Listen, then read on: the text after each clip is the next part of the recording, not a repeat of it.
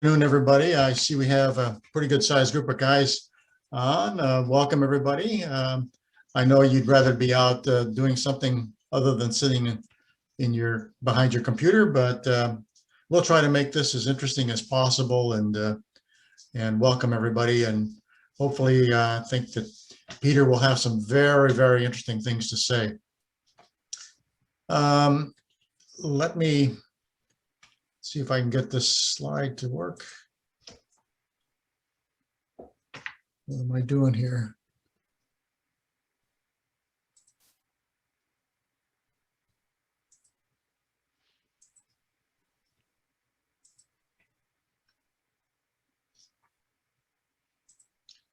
Okay, I assume that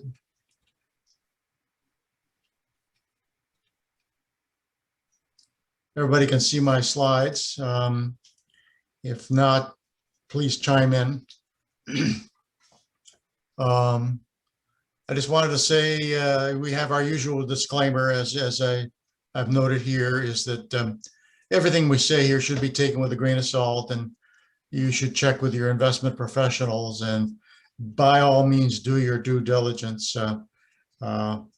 We want you to learn, but we also want you to form your own opinions. And this is just a quick slide to remind everybody that we're self-directed investors, learning from each other. We're looking for a sustainable stream of income that grows faster than the rate of inflation, preservation of capital. Generally, we're kind of buy and hold folks. So that's a little different than your regular capital gains kind of investor. So, we tend to aim at a demographic that's kind of shown on this particular slide. People who are approaching retirement or in retirement, and are looking for ways to strengthen their income stream and use it to benefit them in their retirement years. This is our Google Group site. It's available for anybody to use who's a member of the Portland chapter, and we put up meeting announcements on there, and we place folders up there for people to express themselves, and it's a good place to exchange ideas, by all means, and it's mobile friendly as well. So by all means, don't hesitate to use it. It's well worth it, and it's a private group. It's not public, so it's not open to anybody. Just AAI members. This is a site where we put all the presentations. That's not just for the income group, but for the entire Portland chapter. You'll see that we haven't, this is a little slide's a little out of date. I don't have Don's slide listed here, but it's on the site. If you go to the AAIPDX site.com and you log into the SIG site or into the site, you'll find Don's presentation from last June there. I just haven't updated the slide here. But by all means, all of them there, they're all there. The videos are there. There's tons of information for you to digest. And Peter, I'm sure, will be adding to that as well today. Todd, I'm wondering if I didn't know if you were available at this particular point. Are you available by any chance? No, I guess he probably hasn't gotten online yet. This is the main chapter site. And if you want to go to the main chapter, just go to AAIPDX.com. And there's the listing of the up and coming meetings. I talked to Todd earlier this week, and he was working on speakers for the fall. And so I'm sure that he will have something to announce here in the not too distant future. So you might want to check back to that site on an ongoing basis to see what we'll be offering at the main chapter meetings. hopefully we'll be able to actually start having meetings face to face again here if the restrictions lift pretty soon. Okay, just a few etiquette rules here. I would suggest if you're using the Zoom features, turn off your microphone. There's an icon, the chat icon down in the, I think probably in the right-hand side or in the center, I think, trying to remember exactly where it's at. You know, by all means, don't hesitate to type in a question there or a comment. Turn your mic on if you want to ask a question. And for bandwidth reasons, I would recommend that you turn off your camera because you know, that might save you a little bit of bandwidth. Some people have better connections than others, and so it doesn't hurt to turn off your mic and to turn off your video as well.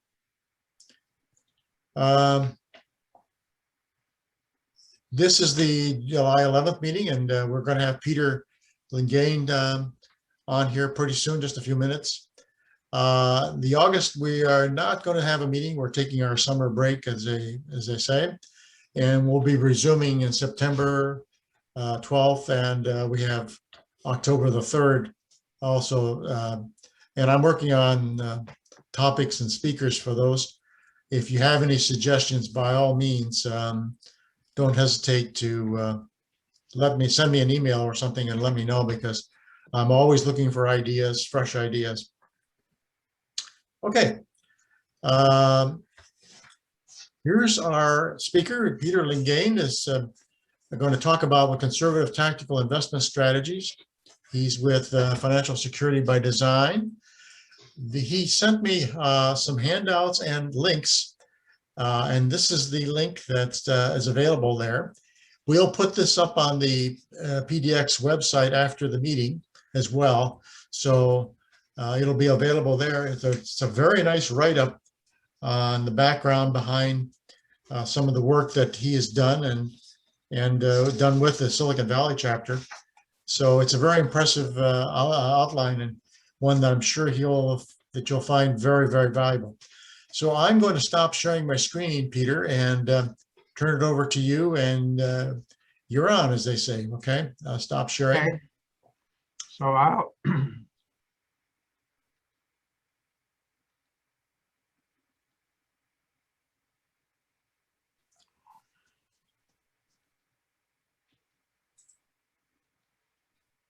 how does that look? Looks good. Okay. Well, thank you, Andy. I've never given a seminar on a Sunday afternoon before, so wish me the best, wish us the best. Those of you who don't know me, I'm licensed as both a tax professional and a planning professional. And I've been analyzing tax and investment issues for the better part of 25 years. Andy, is there a way to, there you go.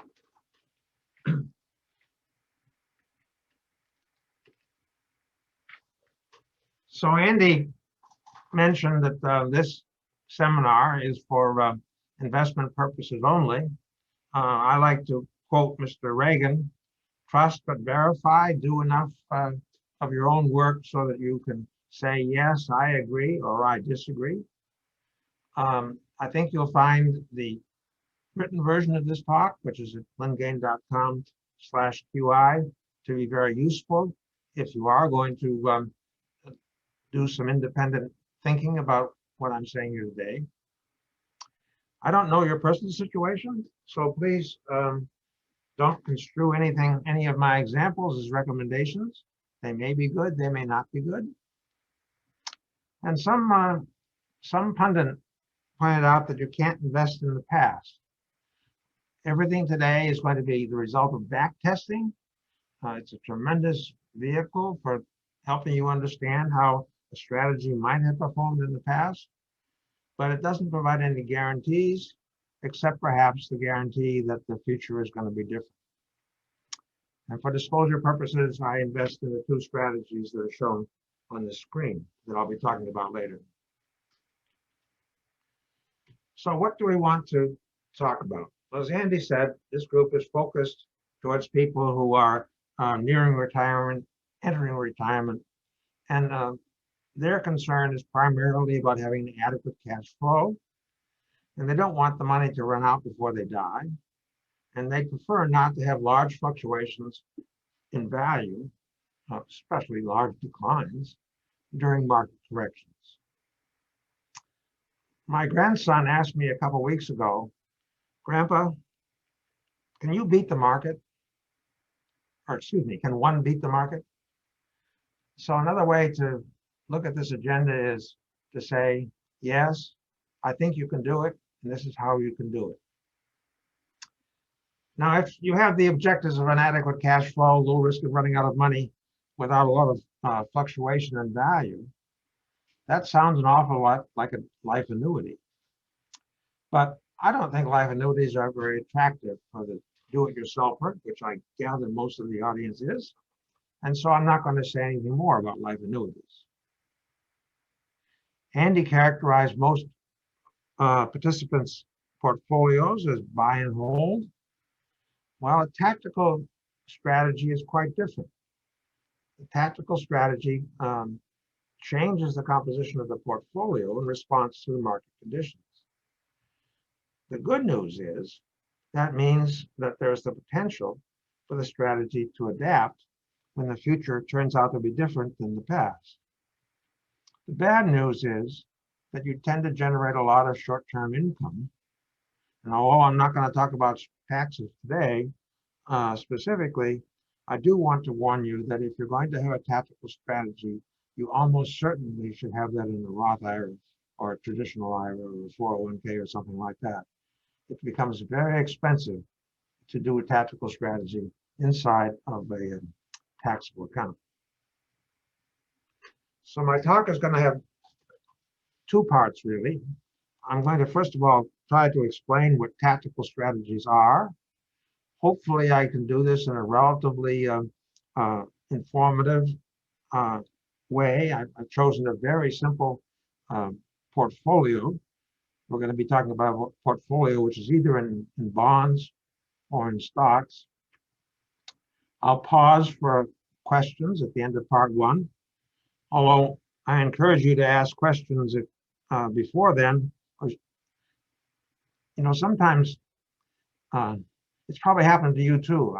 I'd ask a question and somebody will come to me in a break in a seminar and say, Peter, I'm really glad you asked that because, you know, I had the same question. So if you have a question that's impeding your understanding of what I'm saying, please don't wait for the break to ask it. And then in the second part, I'm going to try to tell you what I think a dividend strategy is. I may need some help here because I'm not a dividend investor.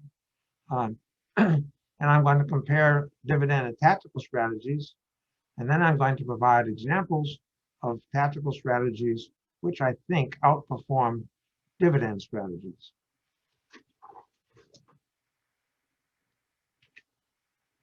So let's start off with a very simple concept. I'll be talking about equity curves a great deal in this talk. And an equity curve is nothing very fancy. It's simply the nominal value of the portfolio as a function of time. So here we have the nominal value of the portfolio, and here we have time. That's all an equity curve is.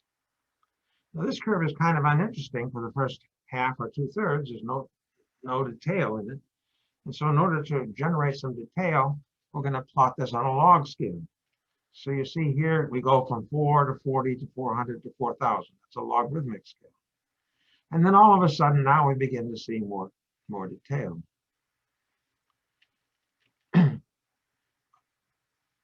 Usually one provides the equity curve on a non-adjusted basis. The red curve here shows the same data, but this time each of the monthly returns have been adjusted for the inflation in that particular month.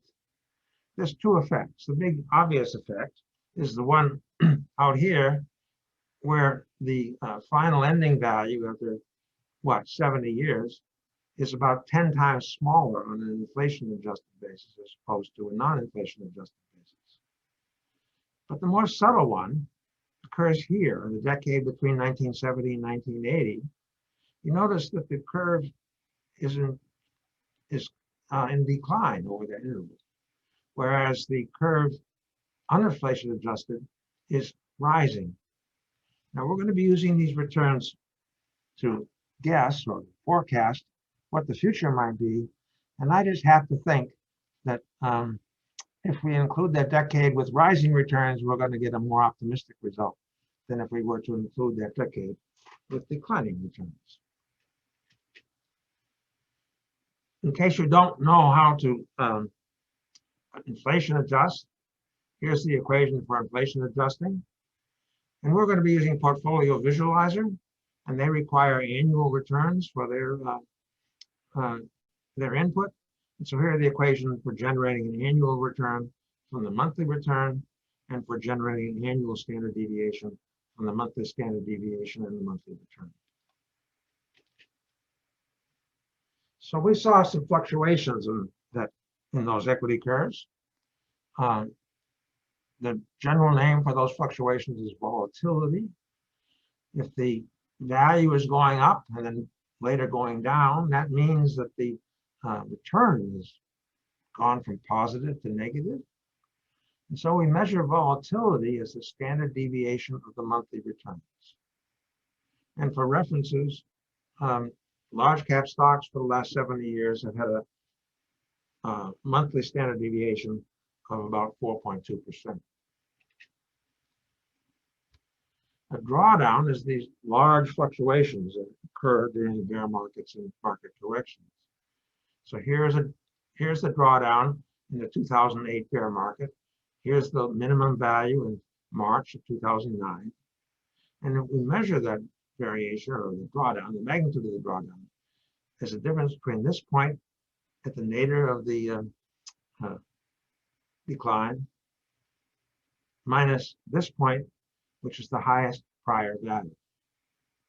And you can see that over the last 70 years, there have been 3 major bear markets, and they've all had drawdowns of about 50%.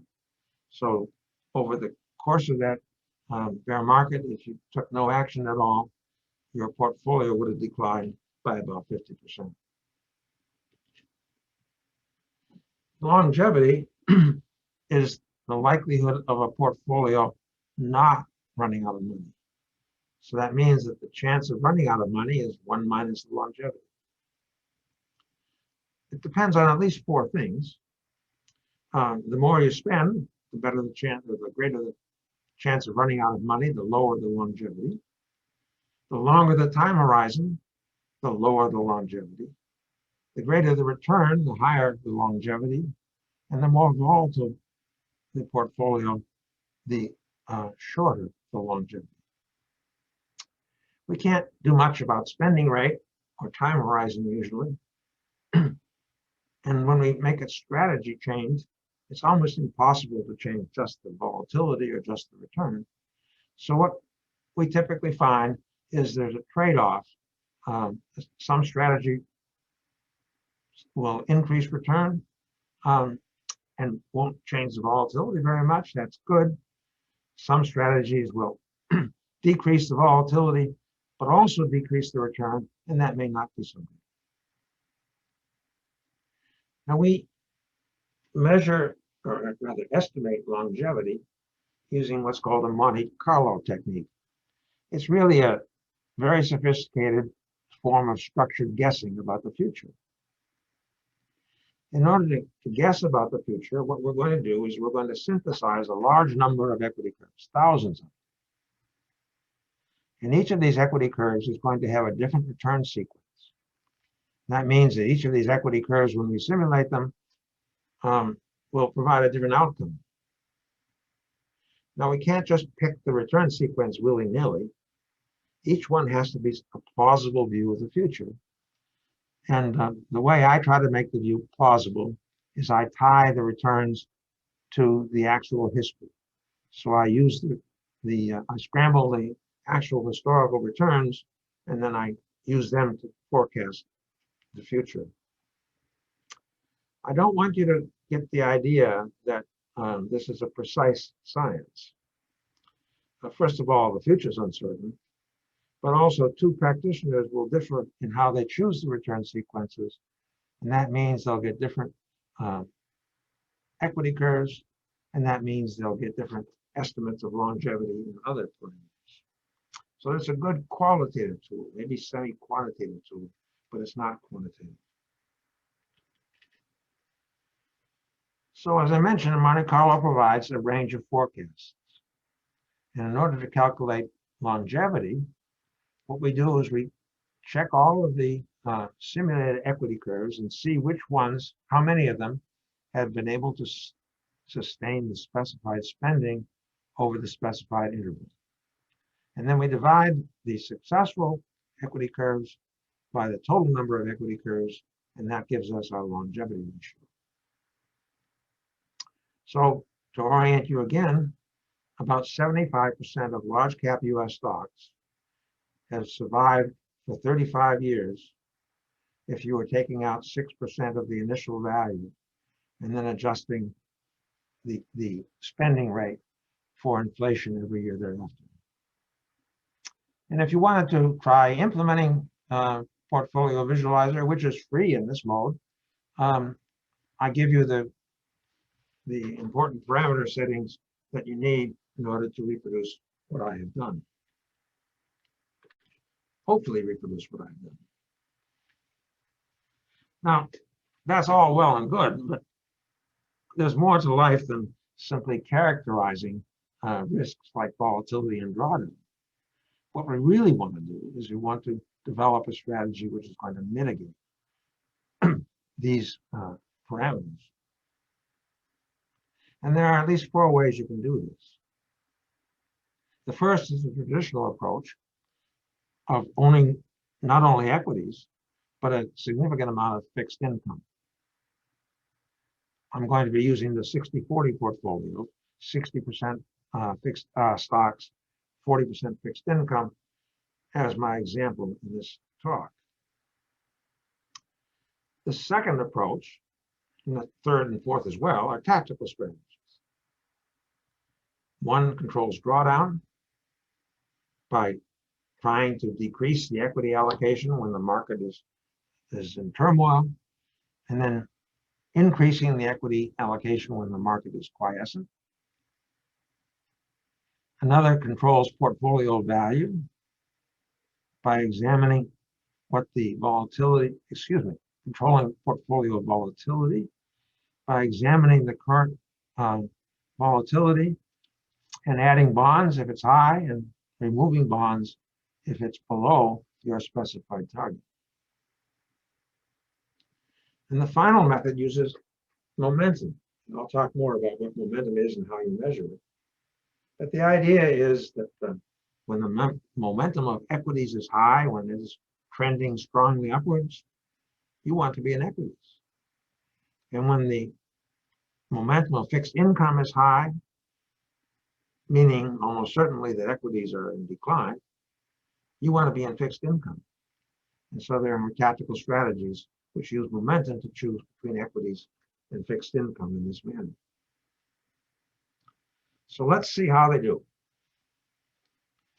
Here what I'm showing the 60-40 portfolio, 60% large cap US, 40% intermediate government bonds over the last 70 years. And what we find is that the allocation to the bonds does wonders in terms of the drawdown and the volatility. Notice that the volatility is cut from 50% to 30%. Did I say volatility? The drawdown is cut from 50% to 30%. The volatility is cut from 4 to less than 3. Wonderful. That's the goal. We're successful. Well, not quite, because I think we should be concerned about longevity too. And you see, longevity has gone from 75% to 60%. So this strategy is really great at reducing the drawdown, at reducing the volatility, and not so great, well, actually bad, in terms of portfolio longevity. So what we'd like would be a strategy which would improve all three of these, not just two. One of these strategies is a market timing strategy that was developed by John Nicholas. John was one of the co-founders of the computerized investing group in Silicon Valley, and I've named this timer in his honor. It's not the best strategy, but it's a pretty decent strategy, and it uses a very simple algorithm that we'll be using again and again, namely that what John did was he took the large cap stocks, he added up the 1, 3, 6, and 12-month returns, and if the sum of those four returns was positive, he said, okay, you should invest in equities. And when the return is not, when the return was not positive, the strategy was to invest in bonds. And as you can see,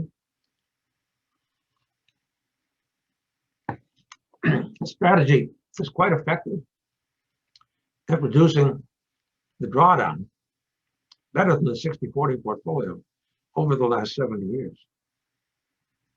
It reduces the volatility, not as much as the 60-40, but still quite significantly. And most importantly, it increases the longevity. So here we have a strategy which decreases volatility, decreases drawdown, and increases the portfolio longevity. One of the questions that was asked last month was, why is it that people say market timing doesn't work? So I thought I'd take a moment and try to explain where I think people are coming from when they make that statement. The first thing I think you have to recognize is that there are poor timers and there are better timers.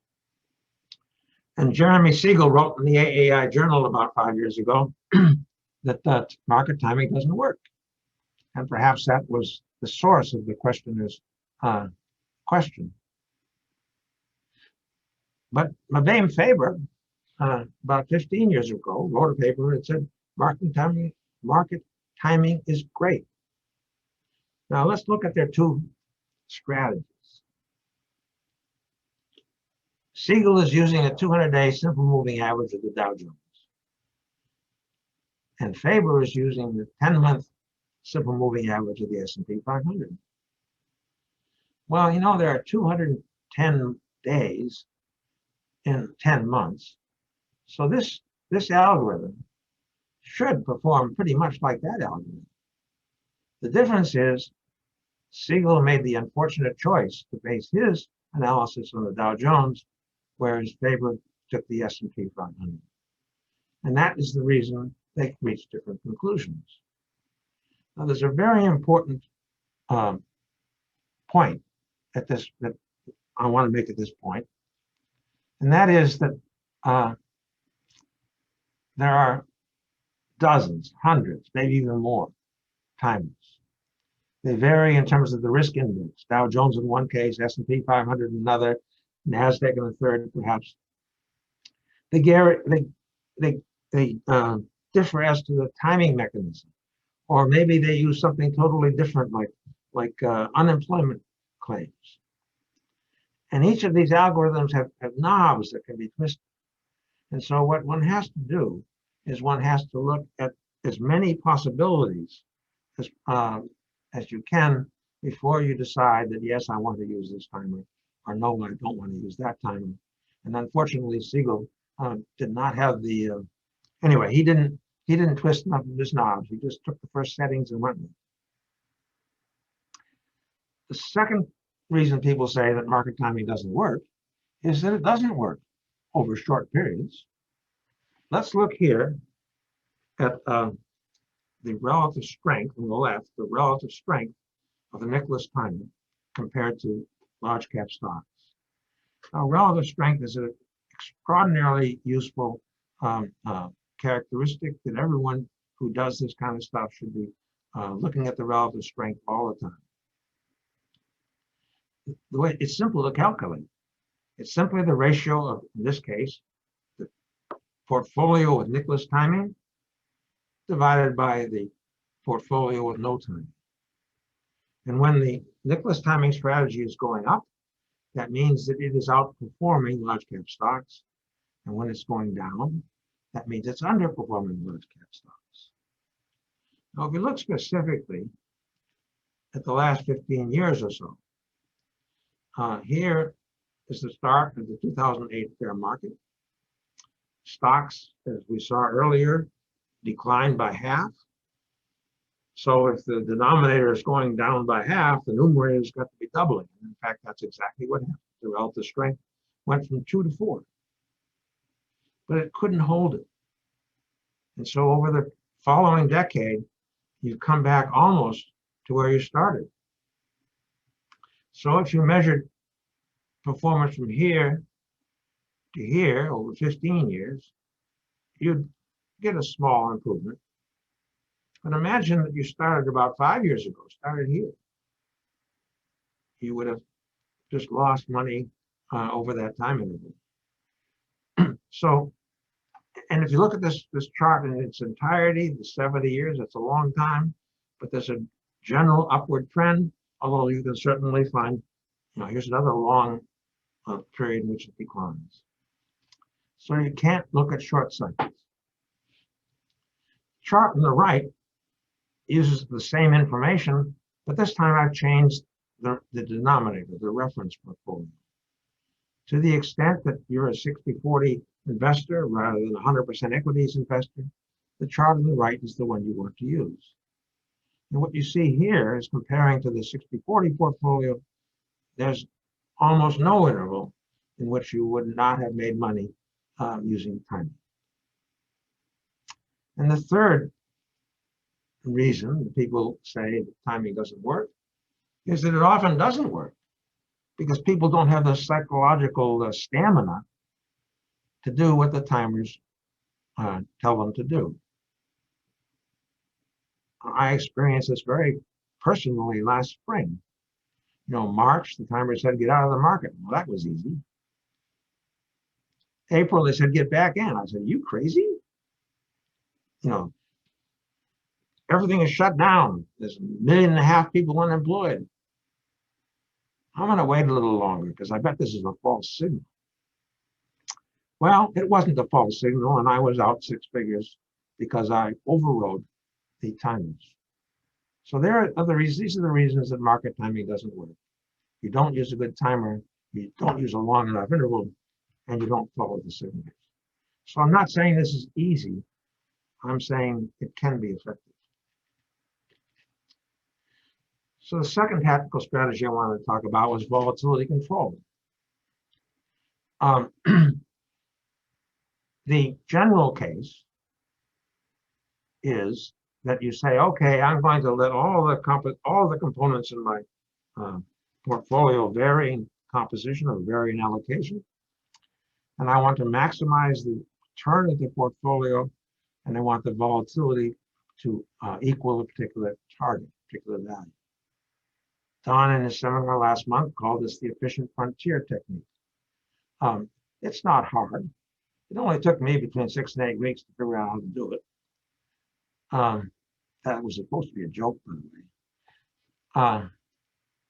But fortunately, there is also a situation which is much simpler to employ. That's when you are dealing with what I'm calling a binary strategy. So you've got a portfolio and you've got something like bonds. Your portfolio is one strategy and bonds is the other. So in this particular case, the mathematics all become simpler. And what we have is simply that the equity allocation is equal to the target value divided by the standard deviation of your portfolio. So this is not terribly hard to implement. And in fact, Portfolio Visualizer supports binary strategies. And here are the parameters settings that I use. Now, if you want to use Portfolio Visualizer to manage your portfolio, so you want to know, well, what's the equity allocation for next month?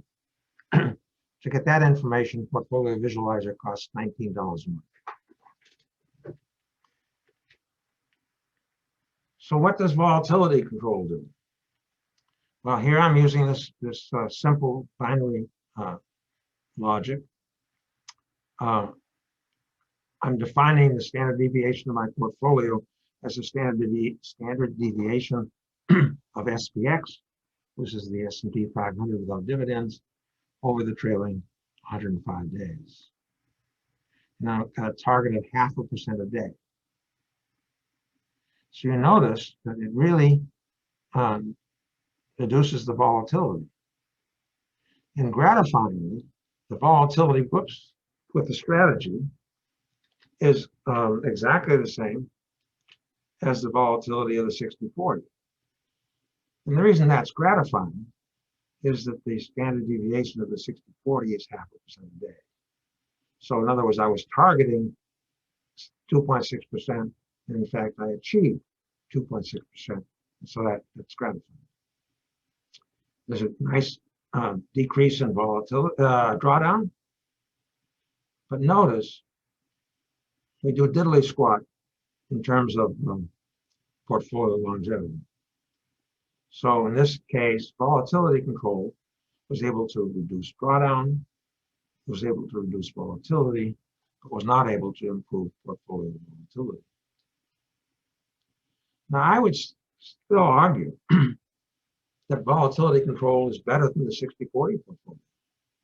Sure, it doesn't do better in volatility, and it doesn't do any better in longevity, but by staying out of the market at the right times, it's able to achieve a lower drawdown than the 60/40 portfolio. The third tactical strategy is a form of momentum control. Momentum is one of the few artifacts or features on which the investment community largely agrees. Anyway, it's defined as the return of a fund or of a security or portfolio over a look-back interval. Where nobody agrees is what that look-back interval should be, and there are dozens and dozens of different ways of defining momentum. We're going to use a very simple technique. This can be implemented in Portfolio Visualizer, by the way. And our technique is we're going to look back 1, 3, 6, 12 months. You may have heard that phrase before. And we're going to equally weight it. We're going to then tell a Portfolio Visualizer to hold either VOO, which is an ETF for large cap US stocks, or IEI, which is a intermediate term treasury fund, and to hold only one of them, the one with the highest momentum.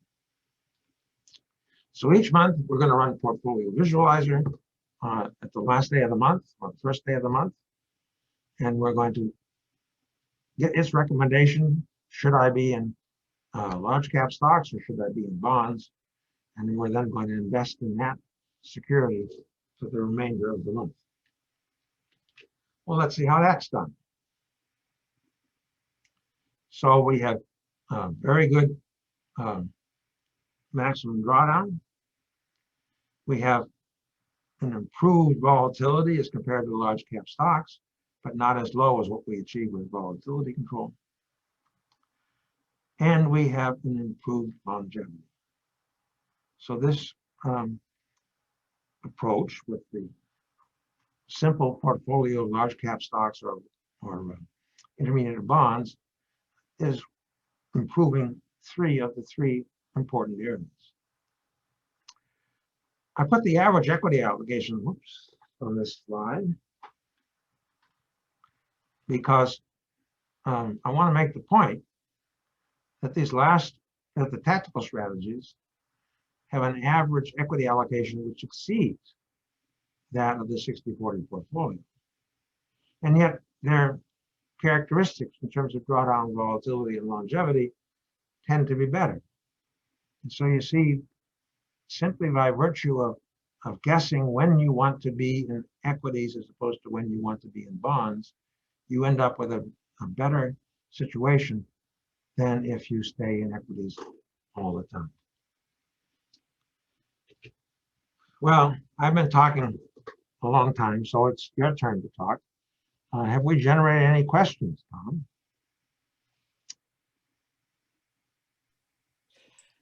Tom, No. do we have any questions at all by any chance? We don't have anything in the chat box, but I have a question. I'll just Go ahead.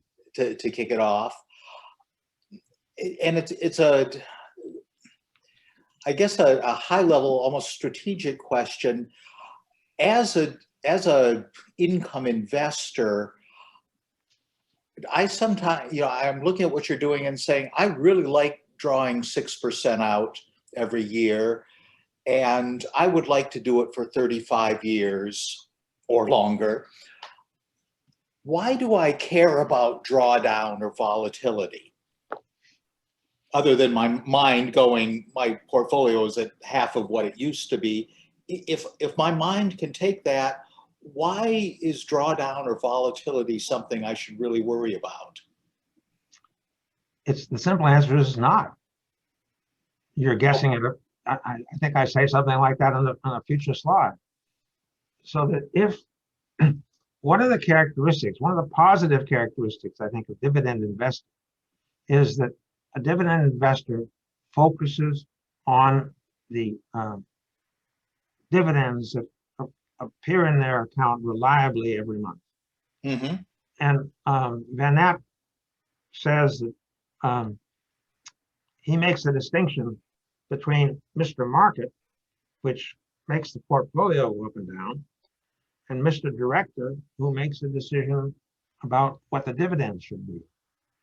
And it's perfectly reasonable to focus on what Mr. Director is doing and to work to avoid what Mr. Market is saying.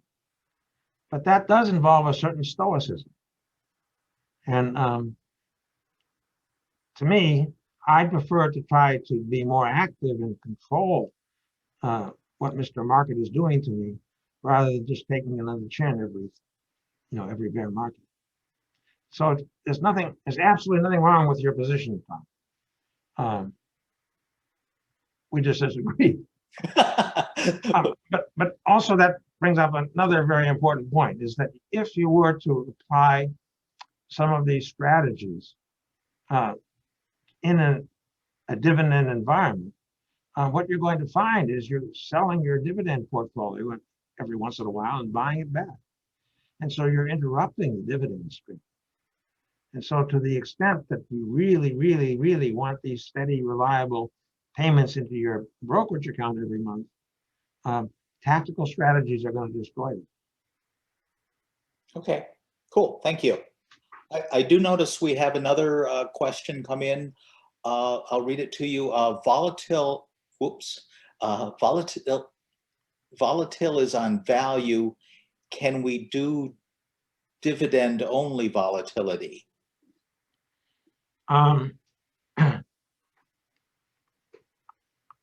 I think we probably could. Let me try to address that question in a slide 1 or 2 long, please. Sure. And we have a question from William, who introduces it as a crazy question, but in general, should we be just living off the portfolio income, or could you compare that with annualized, and whatever the word is, annualized. Thank you. That is planning on spending more than the income each year and dying with only a little money. Well, let's hold that question too, because I think Okay. people are getting, you see, the next slide, I begin to talk about dividend investing, and it raises both the volatility. We'll see, I'll talk both about volatility of dividends, and I'll talk about, well, the annuitization really is the fundamental difference between the dividend investor and the total return investor. Because the total return investor is someone who is not concerned about the source of the income. They just want to make sure the portfolio is strong enough so that it's going to sustain the cash flow, independent of the nature of the source of the cash flow. Mm-hmm. So Van App last June provided a very informative seminar to you people, and that prompted me to take a look at some of the information he has on the web. And I found this summary as perhaps the best summary I've come across as to what dividend investing is. And I'm happy to accept comments. But he says it has to be realistic for the self-directed investor to implement. And I agree entirely. And in fact, my final slide or two is going to suggest a strategy which is really not optimum, because if it were to be optimum, it would be harder to, more difficult to implement. It's got to provide a sufficient and reliable cash flow. I think I've already mentioned that I have a concern about, is it wise to specify the source of the cash flow? Couldn't part of the cash flow come from annuitization? It's got to grow readily, steadily. And then you see, Tom, I cribbed from this slide when I responded to your question about why are you worried about, why am I worried about volatility and drawdown? And if you're not worried about it, great. But tactical investing, the whole goal of tactical investing is to seek actual relief from market volatility, not psychological relief. So what kind of initial spends or kind of dividend yields can we expect? If someone is aware of a real, a 50-year history of what dividend spends have been, or what dividend yields have been, I'd be delighted to learn of that. What I did was I rummaged around and found these funds, plus Mr. Van App's public portfolio, and I calculated or took from Seeking Alpha the 12 trailing month cash flows or the dividend yields. Now, just to be explicit, the reason that the dividends move up and down is primarily because the value of the portfolio goes up and down. So what we're looking at is the dividends paid over the prior 12 months divided by the December value of the portfolio. And so the implication for someone just retiring is that historically the dividend yields have been something like 3 to 4%. And so if you retired when the market was high, you might be looking at an initial spend of, say, 3%. But if you retired at a time when the market was not so high, you might be looking at 4%. Now, once you retire, the variation in dividend yield becomes unimportant, because what you're really interested in is, okay, I'm getting a certain number of dollars every month. How's that going to change in the future? And you see that historically the cash flow from these dividend funds have increased substantially faster than inflation. So this is the source of my guess that a dividend portfolio would provide an initial yield of around 3 to 4% of the initial portfolio. What about volatilities? What about drawdowns? So I took the same approach here.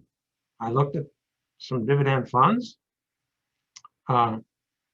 Here, these are all over the same time interval, whereas the prior slide, I used all the time intervals. All of the time intervals were different. And to make life a little easier, I took an average the values of these funds and found that on average since 2007, dividend strategies have had a volatility of around 4.4% and a drawdown on average of about 50%. Well, that's pretty close to the numbers for large cap stocks. So I conclude that a typical dividend strategy will have a volatility and a drawdown about the same as large cap US stocks, substantially larger than the 60/40 portfolio and substantially larger than tactical portfolios. So one of the things that Andy told Don and I when he was encouraging us to talk to you people is that some of the membership finds that self-directed dividend investing is a fair amount of work. And might a tactical strategy be easier? Well, before we go to a tactical strategy, how about a fund? Investing in a dividend fund is certainly easier than trying to decide which individual stocks to invest in. Or how about following a newsletter which tells you which stocks to invest in? And for the newsletter, I took the AAI dividend investing strategy, and I spent some considerable time trying to reconstruct that equity curve, and Derek Hageman took pity on me and gave me the equity curve. So I thank Derek for doing that. This chart is shown in decreasing volatility. What we see is that the AAI strategy has the highest volatility of all of these funds. It has higher volatility than any of these funds. It has one of the largest drawdowns, and it has one of the lowest longevities. So if I was looking to make my life easier by moving from a self-directed approach, I don't think I'd go to the AAII dividend strategy. I think I'd look instead at the Schwab dividend fund, shown in red, or the Vanguard dividend fund, also shown in red. These have a good collection, if you will, of dividend yield, volatility, drawdown, and longevity. And they also have better relative strength than some of the other candidates here. And in my text, I show the relative strength graphs. So if I wanted to make my life easy, I'd probably invest in the Schwab fund and the Vanguard fund. Probably both, because diversification is always a good idea. So here's a summary of what I think the differences between tactical and dividend strategies are. I think it's quite possible to achieve a higher reliable cash flow from a tactical strategy than from a dividend strategy, because the tactical strategy does, as one of the questioners asked, partially amortize the principal. Now, in amortizing that principal, you of course can't sacrifice longevity. So the tactical strategies that I'll be talking about all have longevities, well, actually significantly more than 90%. The longevity of the dividend portfolio is naturally high because you're not taking principal. The volatility and drawdown, for those who don't want to be stoic, is appreciably improved over the dividend strategy. And then we haven't talked about legacy. Legacy is having enough when you die to fund your personal and charitable ambitions. And dividend strategies are probably going to have a very modest legacy, a multiple maybe 1 or 2 times compared to the initial value of the portfolio, 1 or 2 times in inflation-adjusted terms. And there are tactical strategies where legacies can be unbelievably large, 1,000 times or several thousand times initial value. Here's a chart that I put together from using the information in Mauer's database. So what I'm showing here the vertical axis. This is the value at the end of the simulation. Actually, it's the 10 percentile value, meaning it's exceeded by 90% of the simulations in nominal terms, divided by the initial value. And as I said, some of these values are unbelievable. And I've actually cut this chart off at 5,000 because there are ones that are even higher. And on this axis, on the horizontal axis, I'm plotting the standard deviation. And you see, if you want a standard deviation of less than the dividend strategy, so less than about 4%, you're in this region where the final values or the legacy potential is quite low, single digits. On the other hand, if you say, no, I want a really great legacy, so you move out to 1,000 or something, well, you're dealing with, what's that, 7% or 10%? So you're looking at twice the volatility of the current dividend strategy. So one of the things an investor has to decide is, do you want to use tactical strategies to lower the volatility, or do you want to use tactical strategies to make your children rich? I think there's no right answer, but it is a decision you have to make. And I'm going to be focusing on the strategies which reduce volatility. The first one I call a simple RM.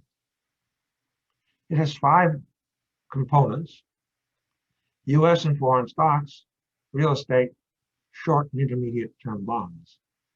I like this strategy because US and foreign real estate and US and foreign stocks and investable real estate are the 3 major investment classes. And I don't know if you know, but there's more investable real estate in the world than the whole US stock market. Now, we're going to use a FundX algorithm, the 13612 algorithm, to choose among these 5 securities. We're going to choose the 2 with the highest momentum. Make this decision every month. Now you notice I very savvily included 2 bond funds. So that means that when the market is having conniptions, the FundX algorithm should move the portfolio to short and intermediate bonds and quiet the volatility in the drawdowns. And so we don't need a market timing for this particular portfolio. You can do this, and you can choose the allocations at the end of each month using Portfolio Visualizer, and I give the setup. Now, before I give you the answer, I want to make a comment about short backtests. What I'm showing here is the characteristics of the Vanguard Dividend Fund and of the Dividend Aristocrats Index.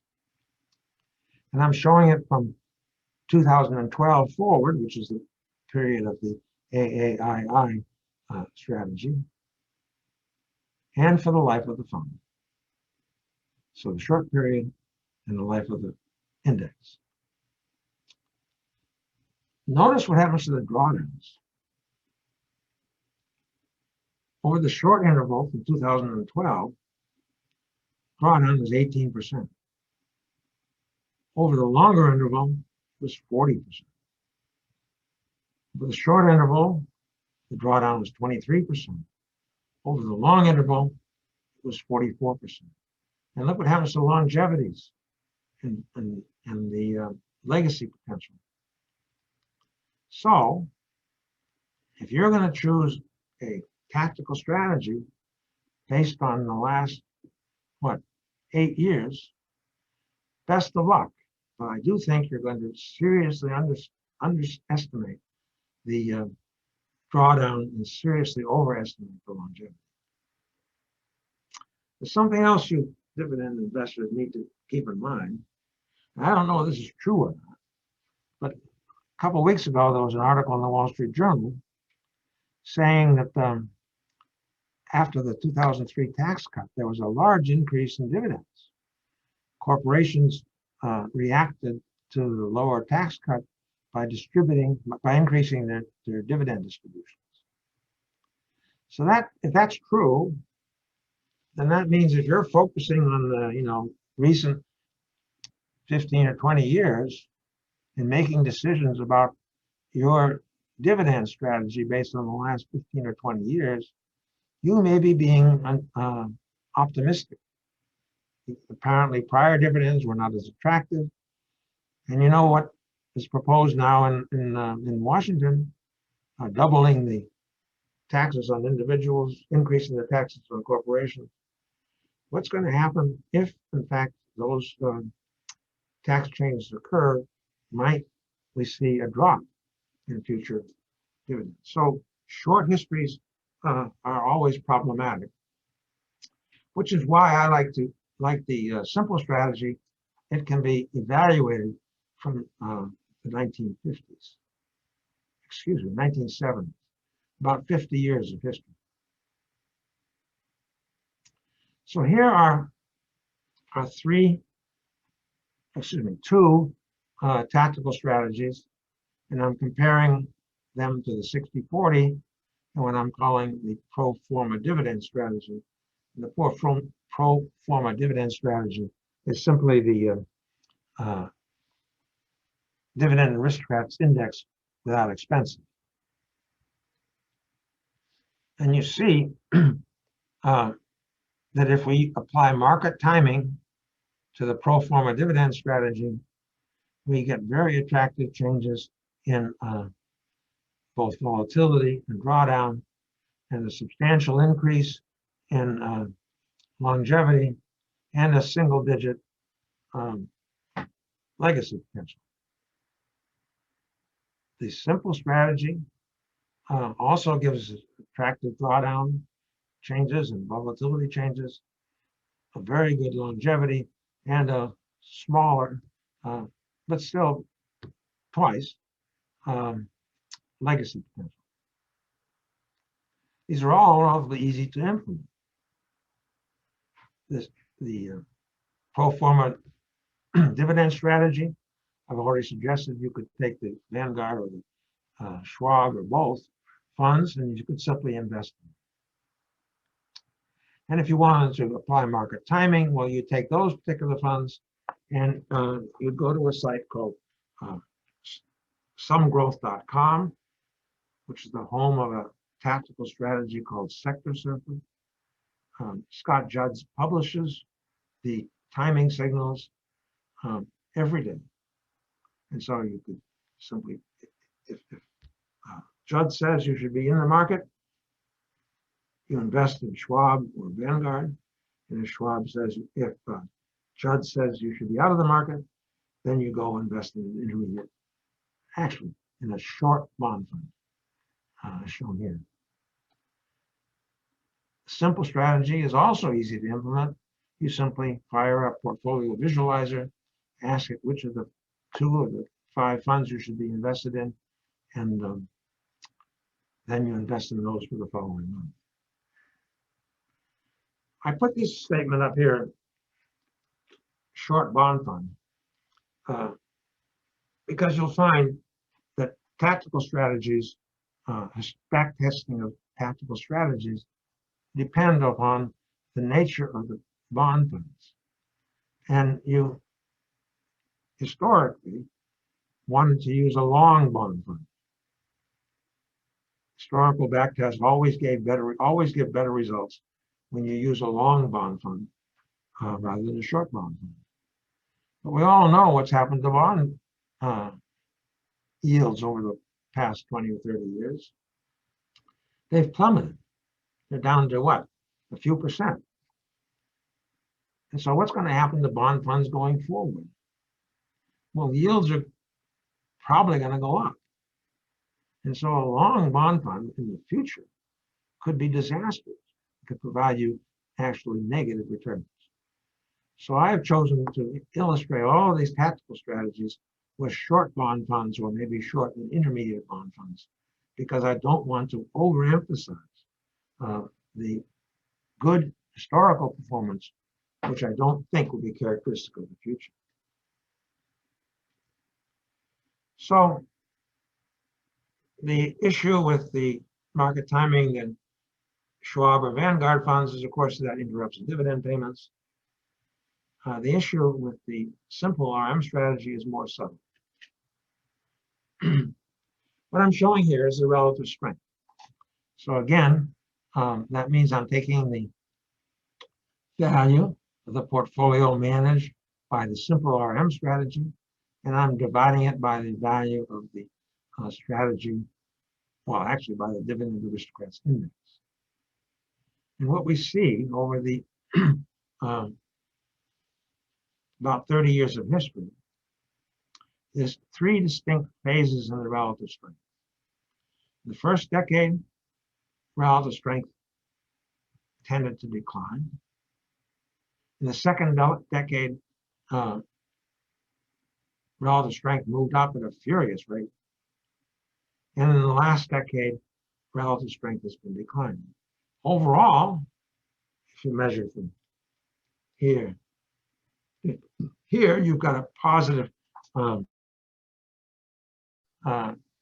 in which the simple strategy has done better than the Dividend Aristocrats. But the problem is, right now it's not doing better, it's doing worse. And secondly, I'm not so sure I'm happy with a strategy which doesn't give me a consistent relative performance. I don't want, it's the old story about the tortoise and the hare. I want a tortoise, and this guy's a hare. So that's a disappointment. But of course, I wouldn't be showing this if I didn't have a solution. And the solution is to look at another strategy, and then to combine this new strategy with the simple RM strategy. And the strategy I'm going to suggest we look at is a strategy which uses momentum to choose among the Fidelity Select funds. You may know these funds. They have histories back to before 1990. What they do is they segment the U.S. Market into various industrial sectors, and we measure the momentum every month, and then we choose the sectors, the three sectors with the highest performance. Since there are no bonds in this portfolio, I'm using a market timing mechanism. I'm using the Arbor short bonds. And we see that the strategy is able to reduce the drawdown, improve the longevity, and it's got a pretty disappointing volatility, a volatility that might make it too high for many investors to consider this strategy. But suppose I take half of my portfolio and I invest it in the simple RM strategy, and half of my portfolio and invest in the 27 FIDO strategy. I get a very attractive drawdown. I get an acceptable volatility, and I get a very high longevity. And this is easy to do. Well, it's twice as hard as either as this or this, twice as much work, but each of the pieces are not terribly hard. So this combination strategy is worth looking at. And let's see how the relative strength of the combination strategy looks. So the maroon line is the combination strategy. The red line is the simple strategy. We see that it has been stabilized since 2008. Okay, there's a little bit of a dip here, but over the decade, it's stable. And an even larger growth in the middle interval. Let me say one thing about the 27 FIDO strategy. You notice I've characterized it as, I've given the momentum algorithm. And that's important because the momentum algorithm, Fund X, is not a particularly good algorithm for the 27 FIDO strategy. It has the advantage that it's easy to implement. And the second advantage is it gives pretty decent relative strength when combined with the simple RM strategy. But I happen to be investing in the 27 FIDO strategy in my personal portfolio, and I don't use this algorithm. I use a more complicated one. But I chose not to put the more complicated one here because I thought that the complexity of implementation would make it unacceptable. So this slide is meant to kind of summarize everything I've been saying. Again, it's a relative strength. So we're measuring the performance of the strategy or the value of the strategy compared to the performance of the dividend aristocrat strategy over time. And on this chart, if I just had the relative strength of dividend aristocrats, it would be 1 all the way along. So what that means is that if I were a dividend investor, and if dividend aristocrats is a good surrogate for what the performance of my portfolio has been, and I moved from being a dividend investor to a dividend investor with market timing, I would go from a relative value of 1 to a relative value of 2 over this 30-year interval. I would have gone. These are not simulations. This is the actual history. And if I were to instead go to the combination of simple RM plus 27 FIDOs, I would go to 4. So the final value over these 30 years would be 4 times my original value of 1 if I were a dividend investor. And the other thing on this slide, if you're a dividend investor and you have a significant allocation to bonds, then the blue line, is perhaps what you might have achieved over the last 30 years. And so instead of 1, you get 1/2. And so you see the extreme penalty that the individual who says, I'm going to use a 60-40 portfolio, or I'm going to use a fixed allocation to bonds to protect me against market volatility, that person pays a huge penalty. And I would argue that market timing is much better. And the volatilities of all these are about the same. Well, time for some conclusions. I think I've argued, I hope I've convinced that backtesting is wonderful, but it needs to be done over an extended interval.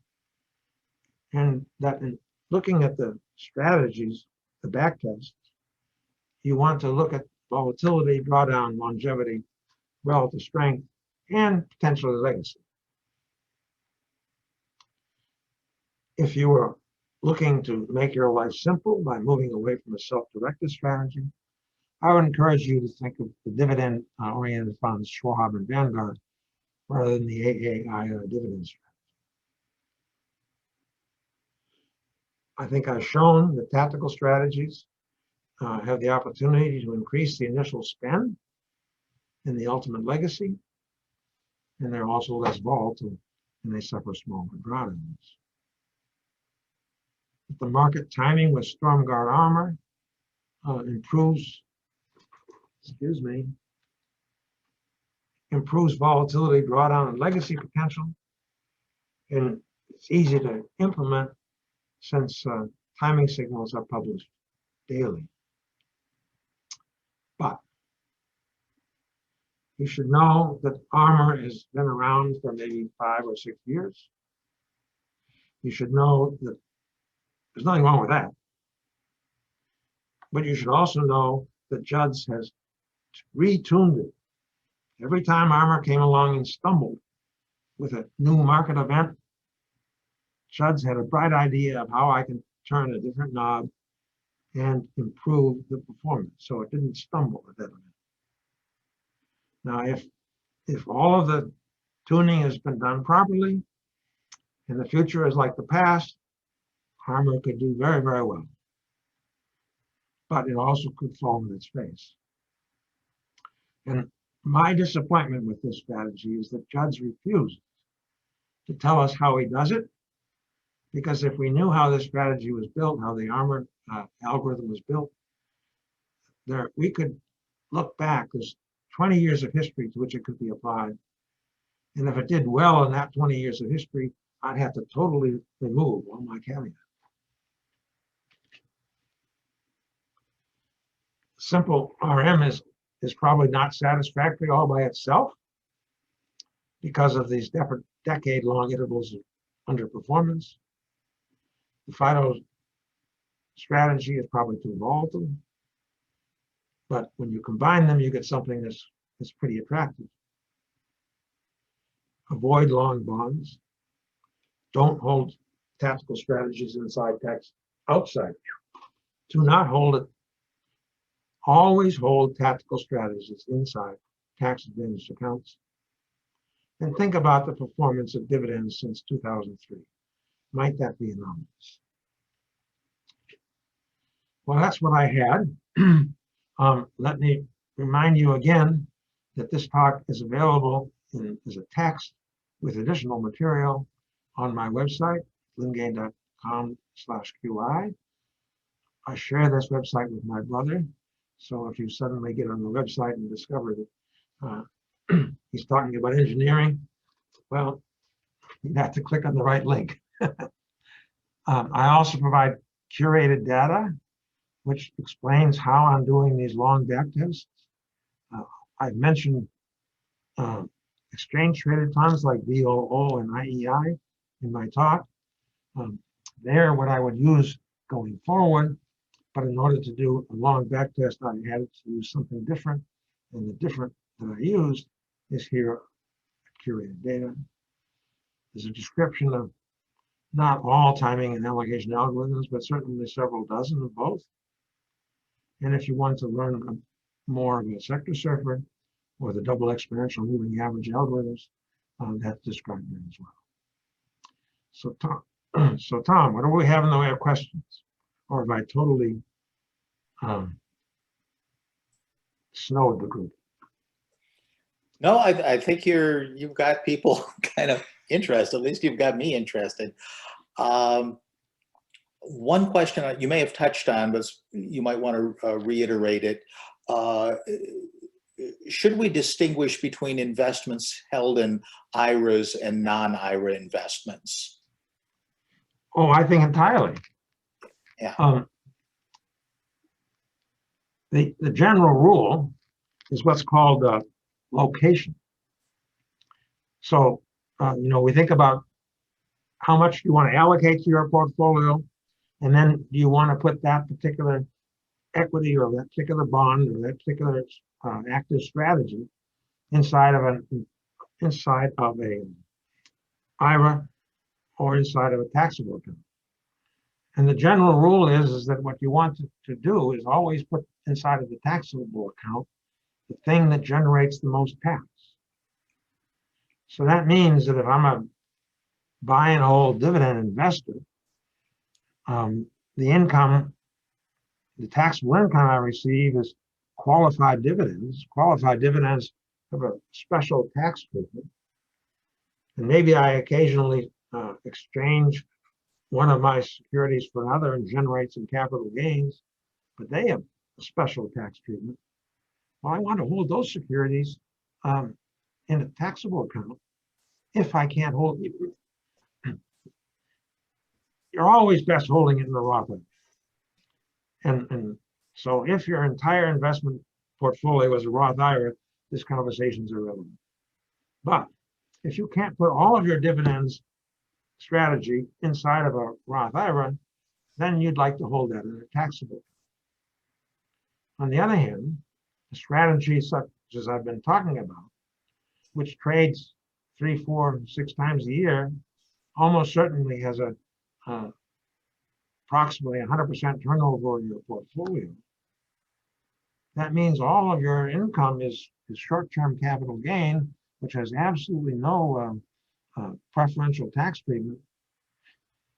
And you'd like to hold, you must hold really, these tactical strategies in either an IRA or better yet, a Roth IRA. Gotcha. Thank you. Another question that came up, if I can live with 90% longevity, how high a portfolio withdrawal rate can I achieve? Well, of course, it depends upon the strategy. And if you can live with 90% withdrawal, and I'm just going to guess, but the combination strategy showed that it was 0.1% risk of running out of money in 35 years at 6%. So my hunch is you can probably go to 7 or 8%. Now you want to test it, and then you want to ask yourself, do I really, really believe that there's only a 1/10 chance in the future of the strategy not lasting 35 years? I don't. But my hunch is something north of 6%. Gotcha. I think it's worth noting, you got to thank you very much for the information. We appreciate it from a fellow, he may have to have left early. But yeah, let me second that. Thank you very much for what you've done so far. But there are more questions. Would anything change if monthly portfolio adjustments were made on the 15th of the month rather than on the 1st? I'm just thinking that everyone is making adjustments on the 1st.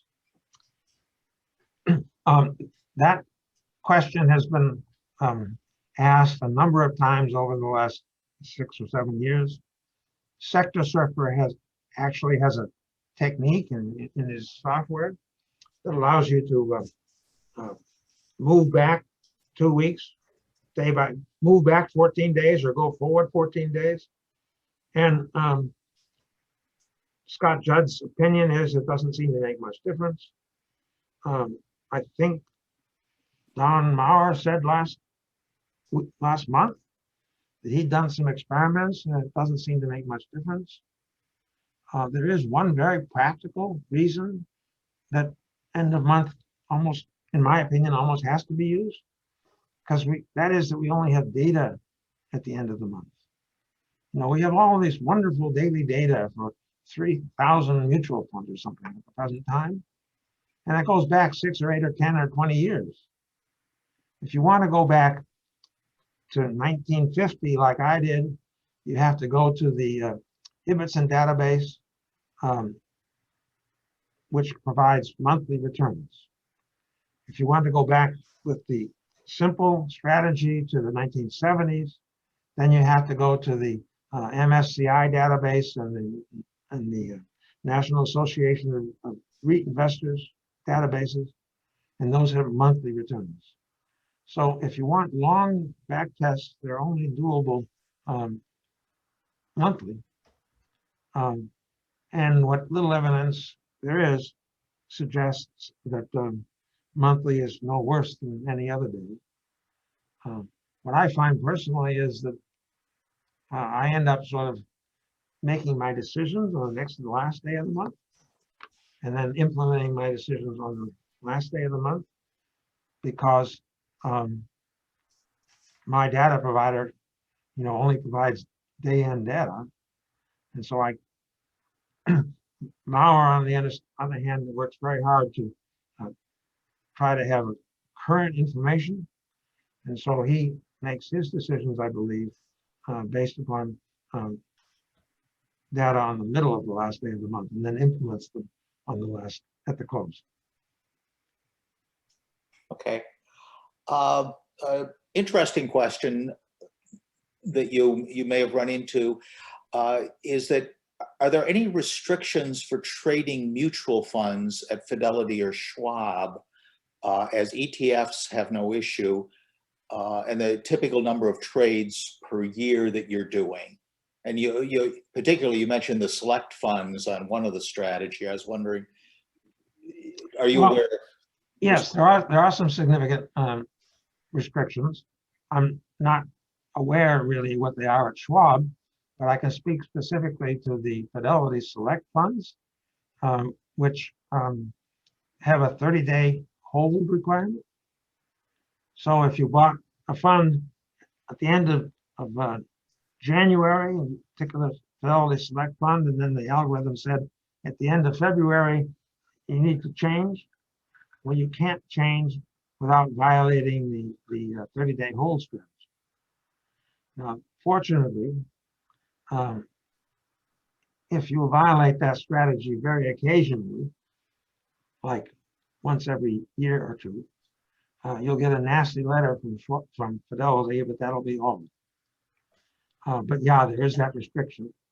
And so in that sense, I think it's much easier if you can use exchange traded funds. But unfortunately, we don't have 27 FIDOs that we can use as exchange traded funds. The closest thing are the State Street spiders. They have 9 sectors, and those sectors are good, but they don't perform nearly as well as the 27 Fidelity Select funds. And I should also mention that I have implemented the 27 FIDO strategies at both Vanguard and at Fidelity. And I find it a lot easier to implement the strategy at Fidelity. There's just a day's lag in the system at Vanguard, because they have to send the order to Fidelity, and Fidelity has to tell them what happened. And I just found that lag annoying. So I'm implementing my, if I were to implement the combination strategy, I would probably have the simple strategy at my normal brokerage firm and the 27 FIDOs at Fidelity. Gotcha. That's it for the questions. So I'll throw in another one of mine, which I just want to kind of confirm a takeaway that I had, which was, I've been one of those that have always, I'm primarily invested in dividend stocks and funds, but I've always said, well, I should have a mix of bond funds and ETFs in there. And based on your data, it looks like I should re-examine that, because it looks like they may not be really providing any value to me for if they're safety bonds. I mean, junk bonds and things like that could be different.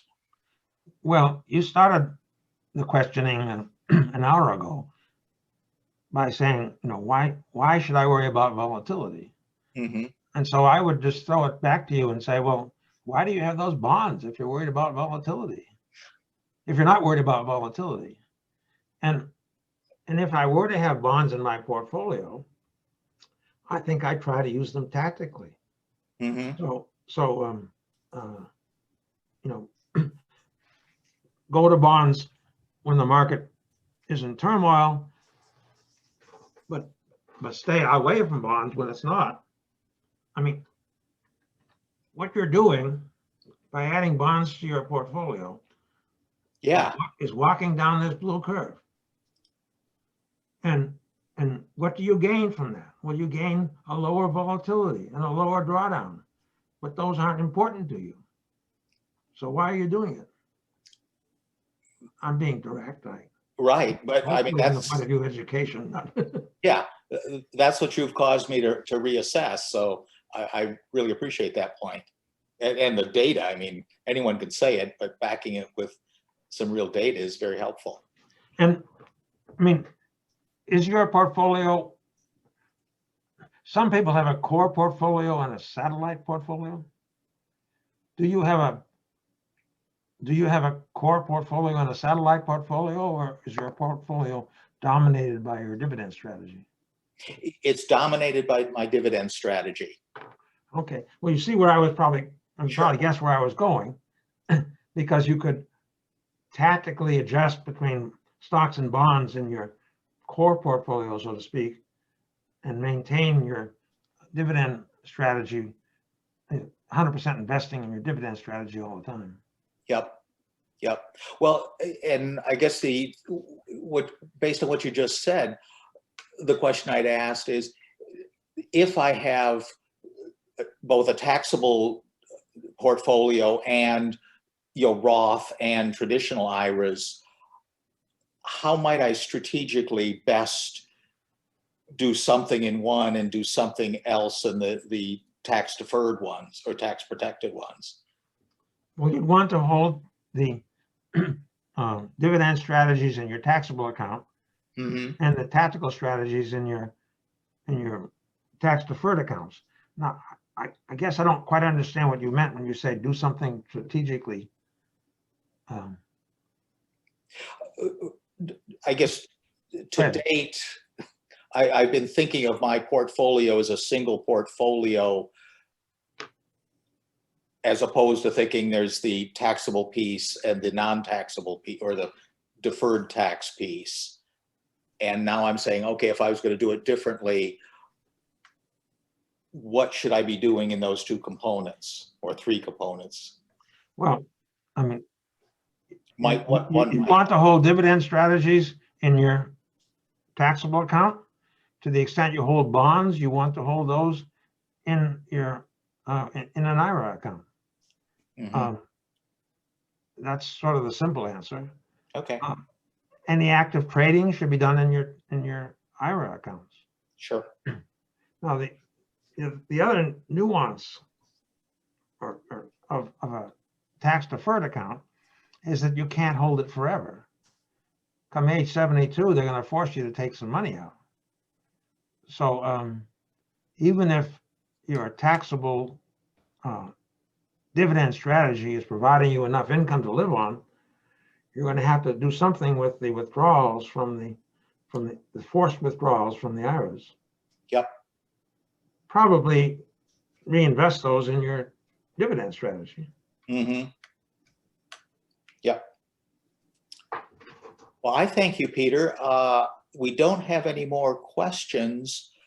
Oh, good. Andy? Yeah, I just wanted to put a little footnote to what Peter said about David Van App. I was looking at David Van App earlier this week, and one of the things that really struck me about his portfolio, he grew his portfolio, regularly, year in, year out, over a 10-year period of time, and he shows that on the website.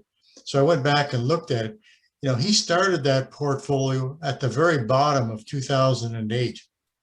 In other words, he picked probably the best possible time to take a position in dividend-paying stocks. So that's interesting, and I think that's certainly looks very favorable in his eyes. And then the other thing that I think that most people forget is he reinvested all those dividends. He did not take a withdrawal from them at all. And so that's not practical for a retiree who's going to draw his dividends and use it to live his life, so to speak. So I just thought I'd wanted to point that out. Peter, this was an outstanding presentation. I really thought it was very well done. Do anybody else have any questions before we let Peter go? Okay, I'm stopping sharing the screen, Andy. Okay, thank you. Okay, I'll go back to my screen here and do a page there. Yeah, so again, I want to thank Peter for his presentation. I think I like this one very nicely because you very clearly spelled out how to construct a portfolio. I really, I think that's extremely beneficial for everybody. And we'll be putting this recording up on the Portland site. I'll send a notice out to everybody, to both chapters, to the Silicon Valley chapter and to the Portland chapter on this thing. And don't forget our Google group. I know we welcome commentary there. I would encourage you to also participate in the Silicon Valley Google group. They have an excellent group, and they meet the first Thursday of the month. Don hosts that, and that's an excellent group to participate in. I think they have some very, very good people there and some very good ideas. Do we have any more comments for Peter before we wrap up here? I'm going to shut this thing down. Any more questions for Peter?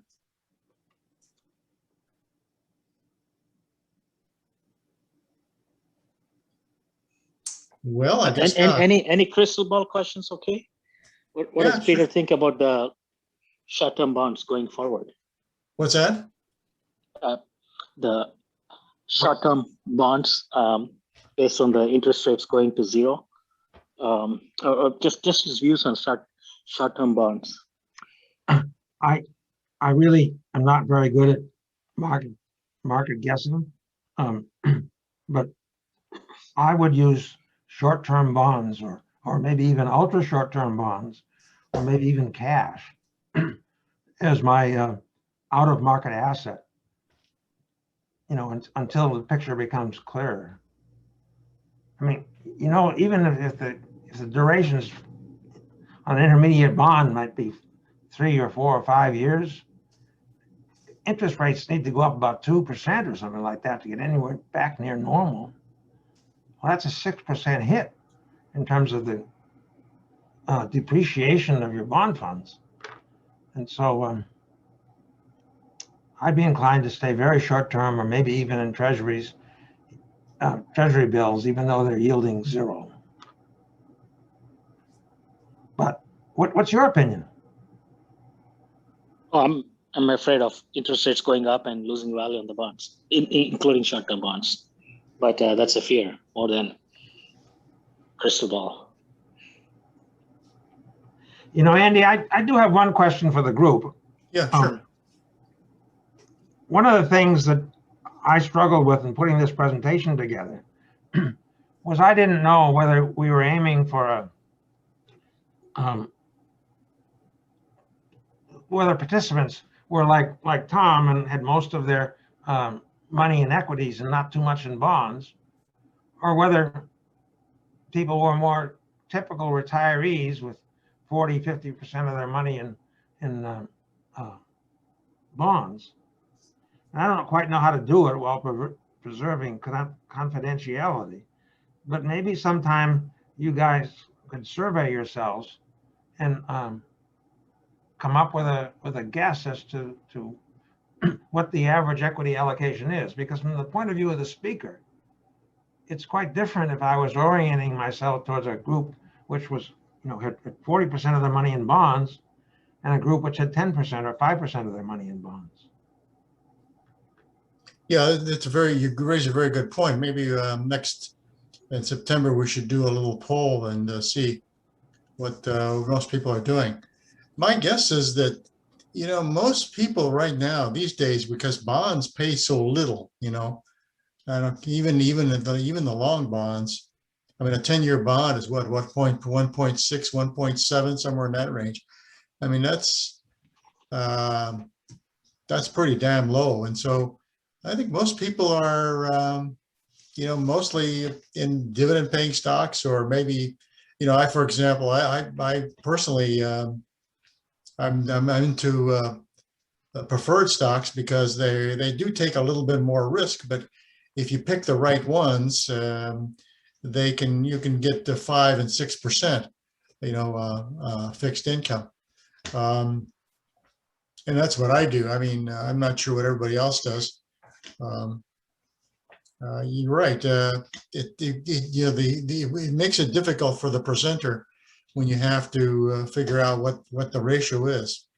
I generally, I guess I'm biased toward a fairly low you know, a bond side. I'm probably down in the 20% or 15% range myself. You know, I don't know about everybody else.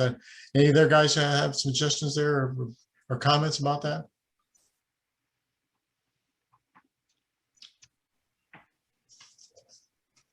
I'm similar to you, Andy, but I also do some higher risk bonds.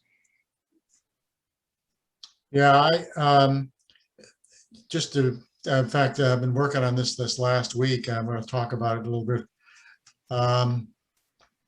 My portfolio, since I've been holding it for quite a few years, I have a buy and hold portfolio.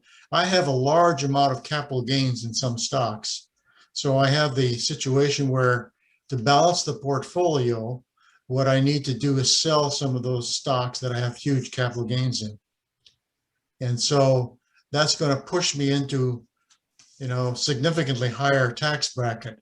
So my whole strategy myself, this is personal, is to try to structure my whole strategy to not push me into those higher tax brackets, because, and you know, if the tax law does change, you know, it could be even worse.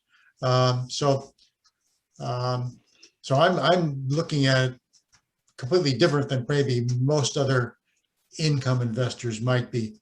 I have to balance the gain, the sells that I will have to make in order to balance the portfolio. You know, I think I've mentioned this a couple of times to our group. You know, I have Intel that I bought back in the 1980s, so my gains on it are huge, and so, and it's become a, you know, a significant portion of the portfolio. So I got to do something about that. You know, so I would be looking to unload some of Intel, and you know, the prospects for Intel don't look that promising right now. I don't know. Maybe you guys down in Silicon Valley might know a little bit more about what's going on, but you know, everything I read indicates that they've really missed the boat in a lot of different ways. So, Andy, I've been struggling with the issue of what to do with low basis stock, especially since there are people in the Congress who are threatening to tax low basis stock at debt. And I don't think there's very good solutions, but there is one solution. And that is, to the extent that you're charitably inclined, rather than selling the portfolio and giving money to charity, you might give some of that low basis Intel stock to charity. Specifically, you might think about a donor advised fund, which would allow you to contribute, you know, 50 or 100,000 or more, and then to dole it out in, you know, $1,000, $5,000, $10,000 increments every year. And that way you avoid, you fulfill, assuming you have some charitable aspirations, you fulfill the charitable aspirations without having to sell your low basis stock. Yeah, you raised a very good point. We're planning a meeting with our estate attorney, but I was going to wait until the laws settle down the plan, because you know, until we have clear picture from what Congress is going to do, you know, maybe sitting down with the attorney just wouldn't be appropriate at this particular point. Yeah, we have grandkids that, you know, we'd like to help out with their college education, and yeah, that's a possibility. Yeah, but I'm going to put that off until, you know, Congress decides what the hell they're going to do. You raise an interesting point. There's a rule that says that if you contribute directly to a university for tuition payments and so forth, that is not a reportable gift. Oh, really? Right. So, you know, normally we think, oh, you can't give more than 15,000 a year. Right. But if a grandchild has a $70,000 tuition payment due, you potentially could pay that, and it's not a reportable gift. What might be worth investigating is whether it's possible to give low basis Intel stock or low basis stock to a university to pay for a grandchild's tuition. Well, that's certainly a possibility. I mean, that's one of the items I have on my little list of Well, to discuss. I'm not so sure. I mean, Well, an attorney should be able to answer that, a tax attorney, wouldn't he? yeah, but he may I mean, never a have thought of it state either. attorney, you know. I hope he would. Yeah. I use the same attorney that, Tom, you use the same attorney we do, don't you? Yes, yeah, and there are a lot of good things I like about him. I'm not sure he's a tax wizard, Oh, okay.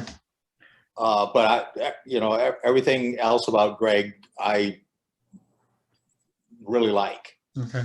But I'd also, to everyone's, suggest, Peter's idea about the donor advised funds. And I know you can set them up for, a few $1,000s, at least through Fidelity. And it may even be like $500. So you don't need big dollars amount. You get the tax deduction immediately, and you don't have to designate who gets it immediately. So you could make a big donation in 1 year and then dole it out over the next 5 or 10. Donor advisor funds, right? Yeah, donor advised funds, and I think all the brokerages have them. Fidelity definitely does. Schwab does, Vanguard does. Yeah. And one small correction, there is no fee to set them up. Oh, Right. I don't think there's much of a minimum. And I think it's $5,000 minimum at Fidelity, 25,000 at Schwab, but there's no fees. Because what they do is they take your money and they put it in a relatively expensive mutual fund, and so they make their money off the expenses of the mutual fund that they invest in while you're thinking about how you want to give it out. But you get the tax deduction when you give it to Fidelity. You get the tax deduction on day one, which, I've often used those. Someone comes in, they want to talk about a Roth conversion. They're looking at $1 million or something of income taxes. They say, no way. Well, if they have adequate resources, I say, well, what about $1 million donor advised fund? And they cancel each other. So it can be used. It can be used tactically as well as strategically. well, that's a very good idea. Any other questions or comments before we wrap things up here? Yeah, I have a question for Peter. This is Rick Jessel. The simple RM top 2 and the 27 FIDOs, as I take it, it's on the portfolio visualizer site, or No, it's not. okay, What you can do yeah, is you can use Portfolio Visualizer to operate that portfolio. I see. So what you can do is log into Portfolio Visualizer, and since you want to use it for trading, you have to sign up for their $20 and $19 a month account. Right. And then I give on the slides, but maybe we should be talking about now the text. In the text, I give the choices you need to make in the Portfolio Visualizer menu, Okay. such that it will then give you the allocations at the end of each month. I see. Okay. Peter, that's in the handout that you gave us? Yeah, and it's in the slides too as well, but yeah, it's in the Okay. handout. Okay, well, I'll make that available to everybody. See, and one of the other things, if you were to, let's just say you want to do a simple timing strategy, Yeah. US stocks versus US bonds, you tell Portfolio Visualizer, I want to time this strategy with VOO and IEI, and Portfolio Visualizer will come back and say, well, I can do that, but I can only go back 10 years. Well, fine. but you're not interested in Mhm. long histories, are you? You're only interested in what the prediction is today. And so it's perfectly okay to use mutual funds or exchange traded funds in Portfolio Visualizer, even though they don't have long histories, because you're not interested in doing a back test. What you're interested in is what's the current recommendations. I see. On the simple RM, the top two, the fidelity sectors, there are instructions then to configure that. In the slides and in the text, I give the instructions for the simple RM. I don't think I give them for the Fidelity 27 FIDOs. Yeah. But I have taken and put the 27 FIDOs into the Portfolio Visualizer, and it seems perfectly happy. So I don't see any reason why it wouldn't work. And I do give the 27 tickers for the Fidelity select funds in the text. I see. And the Storm Guard armor, that's this fellow Judd's And configuration? you go to somegrowth.com, Yeah. and very prominently, without logging in, very prominently, he'll be bragging about his wonderful armor. And if you rummage around, follow various links, you'll come to a link which gives you the historical performance as of the day before. And so he's providing you daily timing signals. Okay. That's good to know. And he has a subscription fee, does he? If you want to subscribe, it's several $100s a month, several $100 a year. I see. But if you just want the timing signals, he says he provides them free as a public service. Good to know. Well, that's very helpful. That gives certainly some concrete steps to take a look at this in a nice summary form from your site. It sounds like it. That's great. Thank you. Okay, good luck. Thanks. Any other Question for questions? Peter? Huh? Yeah. Question for Peter. Yeah. Peter, after your presentation, I'm like, basically, why have bonds? So that's the question. That's the context. And the question is, I'm in some target rate retirement funds in Vanguard, which have bonds as based on the age and retirement date. Are you aware of any target date retirement funds without bonds ever? I just want to diversify within multiple stock portfolios, but let's say I don't want any more bonds, but I don't want to do it on my own because I'm too lazy or too dumb, Well, I would encourage you to look at the Vanguard site. That's something that they call a life strategy funds. What these are, it's actually a brilliant marketing strategy, but it's also decent financial planning. What they say is that you ought to have, I forget the exact numbers, you ought to allocate 60% of your equities to US stocks and 40% of your equities to foreign stocks. And so they pick up Vanguard Total Market Fund and a Vanguard Total International Stock Fund, and they maintain a ratio 60-40 in that portfolio. And then they say you also ought to have US stocks and foreign bonds, and I forget what the ratio is there. So they have these four elements: US stocks, foreign stocks, US bonds, foreign bonds, and they maintain the equity allocation in a fixed ratio, and they maintain the bond allocation in the fixed ratio. And then they repackage these things in a 60-40, 80-20, 40-60, 20-0, 20-80 series of mutual funds. So you could, for example, do two things. One, you could buy the two equity funds that they recommend in a 60-40 ratio, call that your portfolio and be done. Or you could also buy their aggressive life strategy fund, which has 80% equities. And then you would have 80% equities, 20% bonds, and that would be the end of it. Now, I'm a little personally leery about going to zero bonds.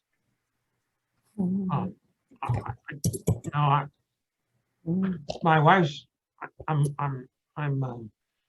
managing my wife's IRA using one of these life strategy funds. And not, one of the reasons I'm doing that is I'm going to die one of these days. Hopefully later rather than sooner. And she's going to be faced with unwinding my tactical strategies and then worrying about how to manage her own portfolio. And so I'm using the life strategy funds kind of as an example for her as to how she might manage our assets when I'm not around to manage them for her. Shit, come on. Thank you, Peter. But Peter, let me tell you, God just called me and said, Peter will be immortal. He told me. Okay. Yeah, we hope so. Yeah. Thank you, Peter. I mean, the reason that this Vanguard strategy, I think, is a brilliant marketing thing. They have a different set of funds for advisors with different fees and so forth. Come on, man. And they've got 2 or 3 sets of these things. And so what they've done is they've taken the same 4 basic mutual funds, US stocks, US bonds, foreign bonds, and they repackaged them in 20 or 30 different combinations, trying to tap into all the possible markets. And all of this is the same 4 funds repackaged. I think it's brilliant. And it's also, Vanguard tends to be low cost. So if you're interested in a portfolio that is reasonable without too much management effort, I would look into the Vanguard Life Strategy funds. Thank you again, Peter. Thank you. Okay, any other questions for Peter before we wrap up here?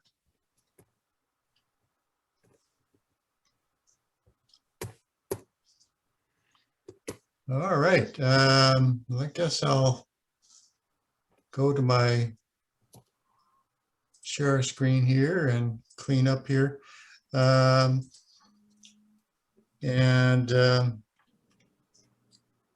down here to the very, very end. There's the last slide, which you should be seeing now. Our next meeting will be September the 12th.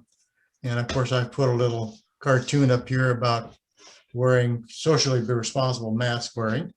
So everybody, I hope will have a very nice August, and we'll see everybody on September the 12th. And if you have any ideas or suggestions about what you'd like to have us talk about on the income group, by all means, shoot me an email and or give me a call. I'd love to hear from you. So thank you very much for everybody for attending, and we'll see you in September. Thanks, Peter. Thanks, Andy. You're welcome. Bye-bye. Thanks, Andy. Yeah. Yeah, thanks, Andy.